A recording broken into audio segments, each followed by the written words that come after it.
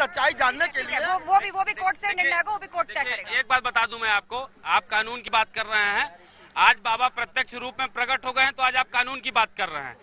कल तक बाबा का दर्शन हम लोग नहीं कर पाए थे किसी कारणवश, तो आप कानून की बात नहीं किए। बात समझिएगा मेरी। नहीं, कॉरिडोर तो है ही है। नहीं, ज्योतिर्लिंग जहाँ है, मैं ज्योतिर्लिंग की बात नहीं है। जब विश्वनाथ मंदिर में ज्योतिर्लिंग नहीं, इसका खंडन करते हैं आप? काशी विश्वनाथ मंदिर में जो प्रधानमंत्री इतना बड़ा कॉरिडोर, क्या उसको ज्योतिर्लिंग नहीं मानती है, तस्लीम नहीं करती? मैं भी आपको जो इसके लिए सही ऑथराइज है वो आपको ये बात समझाएंगी। आप इनको समझाइए काशी का इतिहास कि यहाँ पर किन 3 जो बड़े शिवलिंग हैं जिनका इतिहास में जिक्र है और जो मिला है वो उनके पास दरअसल कौन सी उपाधि? 12 ज्योतिर्लिंग है जिसमें ये स्वयंभू सरकार है, ये ज्योतिर्लिंग से भी ऊपर है। इनको स्वयं ब्रह्मा जी यहाँ स्थापित किए हैं। दशाश्वमेध घाट पर 10 अश्वमेध यज्ञ करके उनको स्थापित किए हैं, इसलिए उसका नाम दशाश्वमेध घाट है। पंचगंगा घाट में 5 नदियां आकर के भगवान का अभिषेक की थी, इसलिए पंचगंगा घाट है। समझे ना? गाय घाट है, 5 गायें आई थी, उनका भी नाम हम कल आपको दे देंगे। 5 गायें वहां आकर के भगवान का अभिषेक की थी, तो गौ घाट पड़ा है। कैसे ये लोग बोल सकते हैं? इनके पास क्या प्रमाण है? मेरे पास तो हजारों प्रमाण है। एक करके अपनी अपनी दलीलें दीजिए, आप एक एक करके। हाँ, जैसे बात कर रहे हैं साक्ष्यों की और चीजों की नहीं था, मैं आप इतिहास के पन्नों को टटोलेंगे। जैसे आपने कहा कि वो अभी जो हैं उनको आप द्वादश ज्योतिर्लिंग नहीं मानते, हमारी आस्था है, परंतु जब इतिहास के पन्नों को आप टटोलेंगी तो आप पाएंगे जब औरंगजेब ने आकर के यहाँ डाहा तो राजा मान सिंह ने पुनर्निर्माण किया, फिर तोड़ने के बाद अहिल्याबाई होलकर ने पुनर्निर्माण किया कि हमारी जो आस्था है, हमारा जो राजा तोडरमल और अहिल्याबाई होलकर द्वारा पुनः स्थापित किया, सोने के छत्र लगाए गए उन चीजों की हमारी जो आस्था है।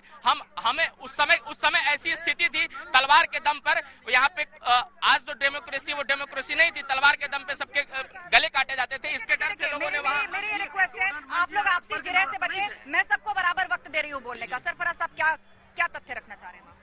किस बात पर? आप लोग आपस में जिरह ना करें, मैं कह रही हूँ, मैं आपको सही समझ। हाँ, इतिहास में जी, हम जैसा भाई साहब ने कहा कि टोडरमल अकबर के नवरत्न थे, और बहुत अच्छी बात इन्होंने कहा कि जब अकबर के नवरत्न टोडरमल ने इस मस्जिद का या मंदिर का, जो भी बहन भाई कह रहे हैं, निर्माण किया, यानी कि अकबर के पीरियड में हुआ, ना कि औरंगजेब के पीरियड में हुआ। नहीं, औरंगजेब ने तो विध्वंस किया। अरे हाँ, औरंगजेब ने विध्वंस किया और अकबर ने मनाया। शिवलिंग की बात हो रही है। देखिए एकदम गलत। अहिल्याबाई होलकर ने जब उसको स्थापित किया तो हमारे लिए वहाँ मंदिर बनने ही नहीं दिया गया, तो वो आकर के बिचारी इधर जगह बना करके मंदिर बनाई है। जो मेरे स्वयंभू सरकार है उसको तो आप लोगों ने हुजू करके हुजू कर दिया है, अभी उनको पवित्र करना पड़ेगा।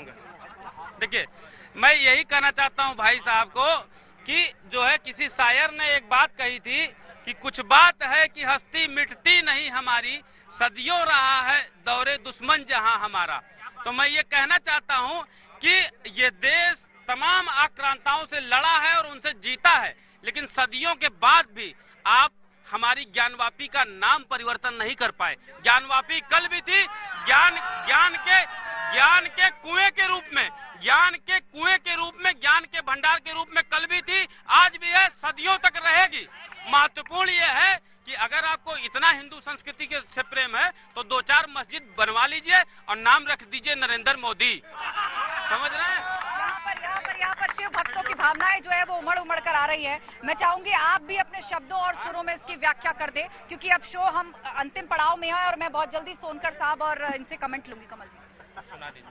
गंगा तरंग रमणीय जटा कलापम गौरी निरंतर विभूषित वाम भागम नारायण प्रिय मदंग मदापहारम वाराणसी पुरपतिम भज विश्वनाथम। एक शब्द मैं कहना चाहूंगा, हम लोगों को सत्य सनातन धर्म को इन लोगों ने काफिर माना है, ठीक है ना? सत्य सनातन धर्म को सदैव काफिर मानते आए, दुश्मन मानते आए हैं। और यही लोग गजल गाते हैं क्या, खुदा के वास्ते पर्दा नकाबी से उठा जालिम, खुदा के वास्ते पर्दा नकाबी से उठा जालिम, कहीं ऐसा न हो फिर वही काफिर सनम निकले।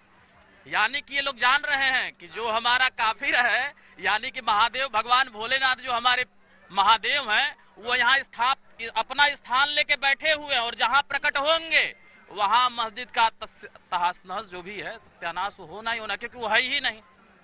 ठीक है, ठीक है। सर, आप क्या कहना चाहेंगे अब इस मामले में अगला कदम क्या होगा? क्योंकि अब एक याचिका ये भी लगाने की बात यहाँ पर की जा रही है कि अब नियमित पूजा का अधिकार मिलना चाहिए, क्योंकि वो जो मिला है वो स्वयं महादेव है।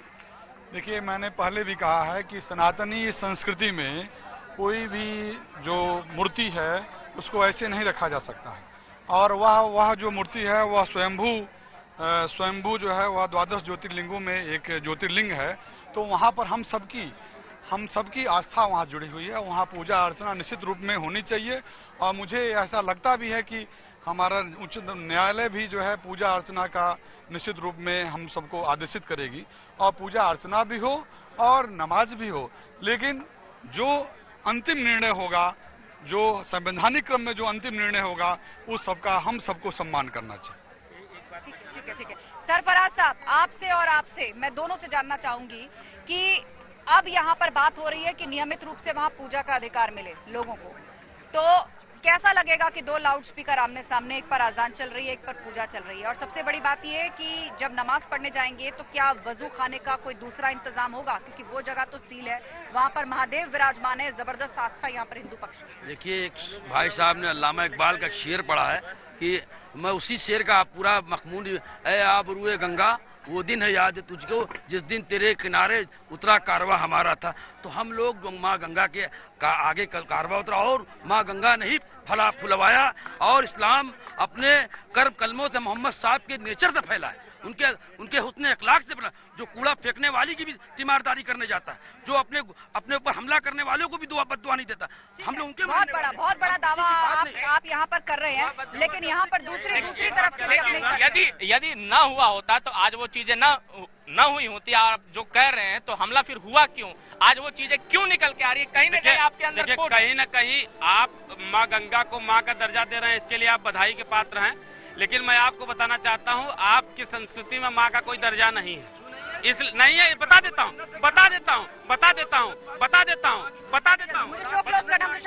आप लोग आपस में ना उलझिए। आपकी संस्कृति में माँ का दर्जा, माँ के कदमों में जन्नत है, इस्लाम ये मानता है। इसको मानते हैं तो एक जफरुल्ला भाई की 3 बेगम होती हैं, जरा उस पर चर्चा कर लीजिएगा।